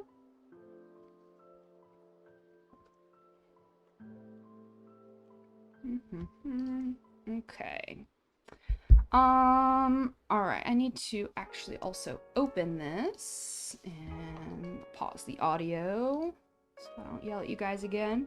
But there is the video. Here are my search rankings from TubeBuddy. So already, just by adding in a couple of those tags, I have rejuvenated this video. And so if I use those same tags on another video, that's going to be very good. You can see another great thing about this is that I have a good number of likes, even though I think in the video I didn't actually ask for any likes or subscribes. Again, a newbie YouTuber. I didn't do any of the rules. It was also, it was my first dislike. And it hurt. It hurt a lot because I already felt like that about this video. I already felt like all these things about that video like I've talked about. And then I got the thumbs down. It was my very first thumbs down. And I was like, oh, okay. Just kind of reaffirmed what I was already thinking. So I think that's probably why this has been such a thing in my brain for a while. But let's see. But now, without it even being tagged, it's gotten almost 1,000 views. And 16 organic likes, just like that. So, you know, sometimes you just don't even know until you get more feedback from people. But basically I'm going to take all of these and I'm going to call it creative process, make a new list for myself. I'm going to use those same tags on this next video. So some of those tags, some of those search terms that worked the best. Let's see. Creative process art and the creative process in art. That's a good one. I want to add the creative process in design too. Let's see, I've got enough space for it. Whoops. The creative process in design. And it might not say it ranks or anything, and that's okay. It will be good enough for me right now. Okay. And so what I want to do is use one of those really high ranking keywords in my title here. So this is like, what are people actually searching for? They are searching for creative process. And let me delete. I'm going to use this one. And I'm going to say art. Oops. Art and design.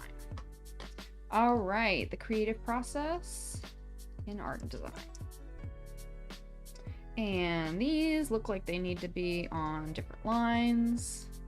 Let's see. I kind of have this thing with the text on the right lately. Not that that's necessarily the exact solution, but let's see. I'm gonna turn down the line spacing a bit. Just increase it a tiny bit more. Oops. I just realized I'm working in some weird group here. I'm gonna cut that and make its own little group. Alrighty. Creative process in art and design. And I almost want to say like revisited or something. I used this little bubble before, this yellow bubble. I'm gonna say revisited.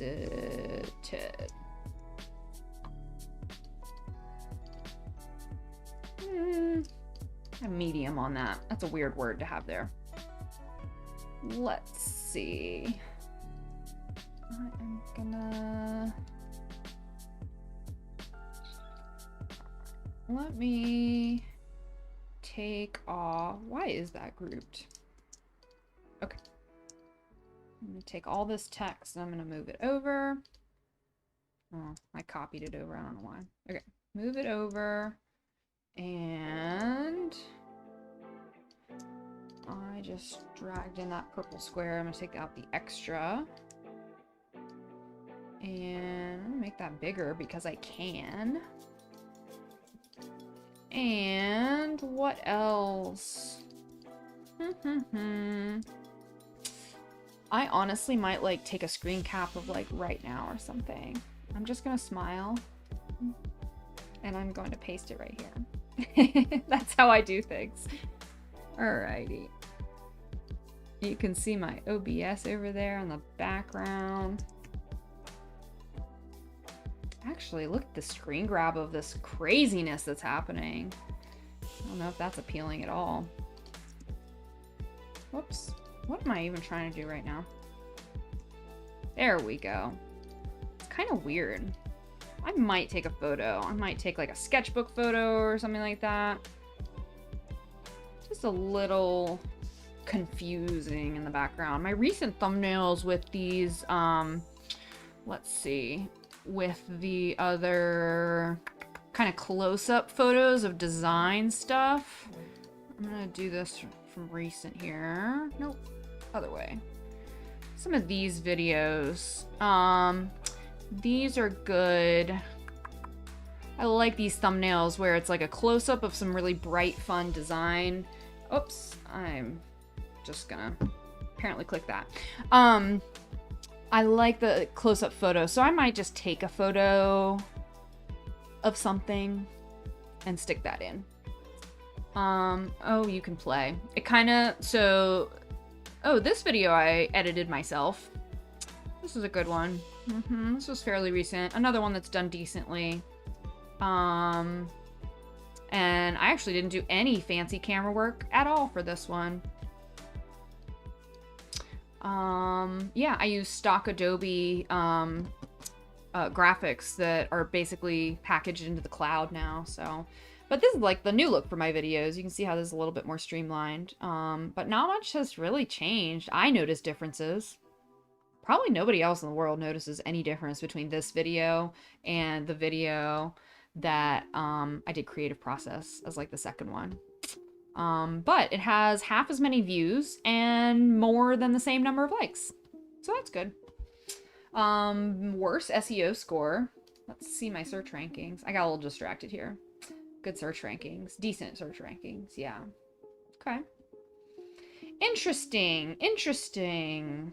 Okay. I think I might do some photos in a little bit. I might be losing my light too much, but I might do some photos in order to do a really good thumbnail here.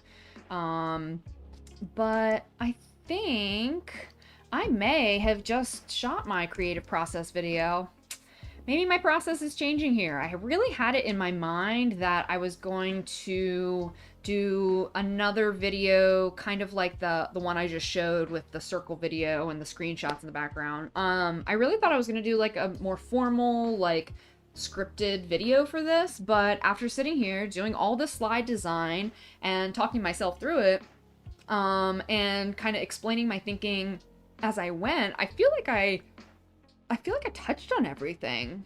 So I feel like and then the reaction video, I feel like I could splice those together, kind of create my creative process video here. We'll see how that goes. You can check back on my channel and see what I decided to do. Sometimes I'll like shoot an intro or something like that.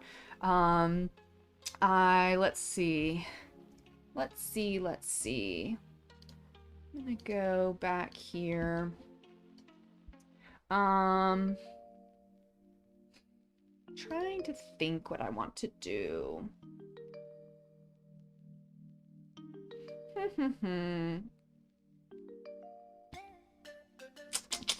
think I'm winding down on some office hours today.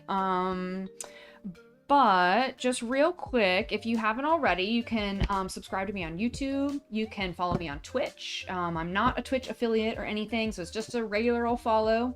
You can find me on Instagram under Delightful Things Co. You can see that information right under me here. And this is my website. You can find any of the resources that I talked about. I do have like a free intro course up here at the top. You can just click there and get your free intro course. But other than that, I think I'm winding down for today. Do you guys have any questions for me? I feel like I kind of worked on my own stuff today. What are you guys working on? What's upcoming in your creative workload?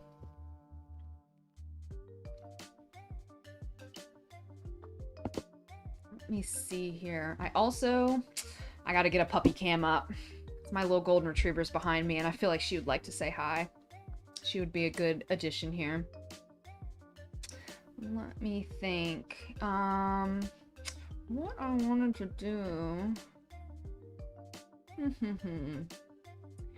Yep, I think I might be winding down on this. Pull up. I do have my custom URL on YouTube now, so you can find me on YouTube under Delightful Things. Make sure you subscribe there. That's where most everything goes up. Twitch videos. I do have streams weekly. Produced videos. I kind of put things up on YouTube randomly now that I'm streaming. I'm mostly streaming. Hoping to stream Tuesdays and Thursdays for office hours. That might switch to Tuesday, Friday, but I'll let you know about any of that. So far in my schedule, Twitch schedule, everything's up to date there. But Tuesdays, Thursdays should be my office hour times, and I'm happy to help you with anything you're working on. Lines by Elias says, I'm mainly trying to finish up sketches and drawings from 2020. Don't like having too many things that I'm working on at once. Very smart. Yep, that's really tricky. You can see my brain goes in a lot of different directions, and it gets a little confusing. Sometimes I really feel like I have to, like, you know, like, not literally, obviously, but like putting on different hats. You know, I have a work laptop that I use for teaching, and I have my business laptop that I use for all of this stuff. And I literally, when I close one laptop and I open another laptop, I'm like putting myself in a different place, right? It's a different headspace. So it's really important to find those things out about yourself. So I think it's smart that you've identified it. That's like more than half the battle, I would say. If you know that, you know, having too much going on affects you, then that's really smart to just keep an eye on it. There are so many wonderful things to be making and doing and drawing and sketching and designing out there. But as my painting teacher, oh, you're gonna like this one. As my painting teacher told me, it doesn't really matter because in theory, you have the rest of your life to be working on it. So even though I haven't touched that painting in like 2 years, I started again on it like 2 weeks ago. I haven't done anything since. But it's the intention, right? I will finish that thing because I don't want it sitting here anymore. It's oil paint and never dries, so it's been sitting here for like since I did that last stream with the painting, and yeah, still wet paint on that canvas. So I think I'm gonna put some more wet paint on that canvas and then just call it a day. I gotta move forward in my life. Yep, they are not wrong, right? You theoretically have the rest of your life to be working on it. So I hope that that gives you a little bit of comfort. All those wonderful, amazing ideas that you have. Use those creative process steps to help you through all those stages. If you're ever lost, if you're ever frustrated or confused or, you know, whatever it is, whatever your challenges are in that creative process, go back to those really simple steps and see where opportunities are. Can you go back and do a step over again, right? Maybe you missed something in your research phase. Maybe you forgot to ask your client a few key questions. Maybe you wrote down a note about something that they said, but it kind of like escaped your brain a little bit. Go back to that research and reread your notes and see like, maybe I missed something in this phase, right? So you can always go back and see where something went wrong or different or, you know, could have had another opportunity explored. And kind of using that as almost like a scaffold, right, for yourself. Give yourself that structure of being able to rely on this process, because if you're working on any of these steps, researching, asking, listening, sketching, thinking, mind mapping, trying, combining, and playing with things, showing, asking, and listening, curating, freshening, and improving things, if you're doing any of those things, you're moving forward in the creative process. So just keep doing that. That's all you have to do. Sounds kind of easy, right? I know the creative process is like crazy. That's why we get overwhelmed. We invest a lot of our personal selves in the work that we do. And so it is like, it's emotional labor to do some of these things. But these simple steps can just help you get through some of those challenges. You know, just having them there by your side that you know, oh, well, I can go back and I can do this. Or, you know, having this list of things that you could potentially try at any moment. You know, you might need to try something new or do something differently or whatever it is. So I hope that those really help you today. I hope that these creative process steps make sense and that they are valuable for you moving forward in your work. I really, really appreciate you joining me today. This has been awesome. I'm really enjoying streaming, and so I hope that you come back next time for my next YouTube live and my Twitch stream. I will have office hours on Tuesdays and Thursdays, both on Twitch and YouTube. So follow or subscribe on there, and I'll give updates on my Instagram about any other upcoming streams. But I really appreciate you all joining me. Please feel free to reach out on social media, find me on my website, connect with me somehow, and I would love to help you with any of these creative challenges that you face. But that's all from me, I think, for right now. I will be back on, let's see, it's Tuesday now. I've totally lost track of time. It's Tuesday now, so I will see you back day after tomorrow for my next office hours, and I look forward to helping you through any of those creative challenges. Looking forward to that puppy cam. I am too. I think that would be really fun. All right. Thank you. And I will see you guys soon.